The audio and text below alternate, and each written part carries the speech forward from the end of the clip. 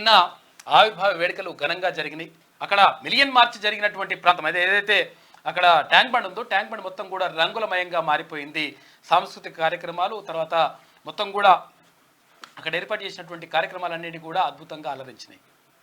జయ జయ హే తెలంగాణ జననీ జయకేతనం ముక్కోటి గొంతుకలు ఒక్కటైన కేతనం అంటూ మొత్తం కూడా రాష్ట్ర వ్యాప్తంగా అక్కడక్కడ ఈ కార్యక్రమాలన్నీ కూడా జరిగినాయి. అంటే ఇక్కడ కావాల్సింది ఏంటి అంటే రాష్ట్రానికి 10 సంవత్సరాలుగా రాష్ట్ర గీతం లేకుండా చేసినటువంటి దుర్మార్గమైనటువంటి ఆలోచన కొందరికి ఉండే గత ప్రభుత్వంలో ఉన్నటువంటి వాళ్ళకు. ఇప్పుడు అంటా ఉండ ఆయన అరే నేను రాపిద్దాం అనుకున్నా ఆయన తప్పు రాసిన అదే ఎవరో నేను సుద్దాల అశోక్ తేజ గారికి చెప్పినా నేను సవరించిన కథలు ఇవన్నీ డైలాగులన్నీ చెప్తున్నావు.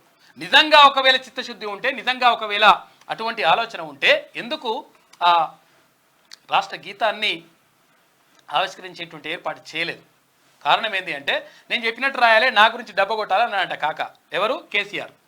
డబ్బ కొట్టాలంటే డబ్బ కొట్టడం కుదరదని చెప్పినరు రచయితలు. దీంతో మొత్తం మీద అప్పుడు అట్లా ఆగిపోయింది. ఇప్పుడు సగర్వంగా ముందుకెళ్తా ఉంటే ఇక 6 నెలల్లో మొత్తం కూడా ప్రభుత్వం అంతా అన్యాయం చేసింది, కాంగ్రెస్ ప్రభుత్వం అట్లా చేసింది ఇట్లా చేసిందని చెప్పేసి ఇక ఆయన బాధ ఆయన పడుతున్నాడు. కాబట్టి ఇది ఇట్లా ఉంటే అక్కడ అరుణాచల్ ప్రదేశ్లో అక్కడ భారతీయ జనతా పార్టీ మరోసారి అధికార పీఠాన్ని కైవసం చేసుకుంది. అక్కడ సిక్కింలో అక్కడ ప్రాంతీయ పార్టీ అయినటువంటి ఎస్కేఎం మళ్ళీ అధికారంలోకి వచ్చింది. 2 చోట్ల కూడా అధికార పార్టీలే మళ్ళీ అధికారంలోకి వచ్చినటువంటి పరిస్థితి అక్కడ కనిపించింది. 2 అసెంబ్లీ ఫలితాలు వెలువడ్డాయి. ఇక్కడ మహబూబ్ నగర్కి సంబంధించి ఎమ్మెల్సీ ఎన్నికలకు సంబంధించి అక్కడ బీఆర్ఎస్ అభ్యర్థి గెలుపొందిండు. మొత్తం మీద స్థానిక సంస్థల ఎమ్మెల్సీకి సంబంధించి కుమార్ రెడ్డి. మొత్తం మీద జరుగుతున్నటువంటి పరిణామాలు ఇట్లా ఉంటే ఇక తొలకరి పలకరించింది. నిన్న మధ్యాహ్నం 3 గంటల దాకా మస్తు తీవ్రంగా ఎండ కొట్టింది. ఎండ అట్లనే కొట్టింది, వర్షం అట్లనే కొట్టింది. సాయంత్రం అయిన తర్వాత మొత్తం చల్లని కబురు వచ్చినట్టుగా మళ్ళా వాన కొట్టింది. మొత్తం మీద ఈసారి తొలకరి అంటే తొలకరి వర్షాలు వచ్చేస్తా ఉన్నాయి.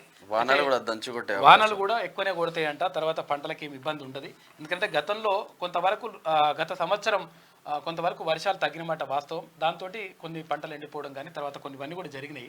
అది వాతావరణం అట్లా ఉన్నది. ఈసారి మంచిగా వర్షాలు వస్తాయంట, పంటలకు కూడా డోకా ఉండదు.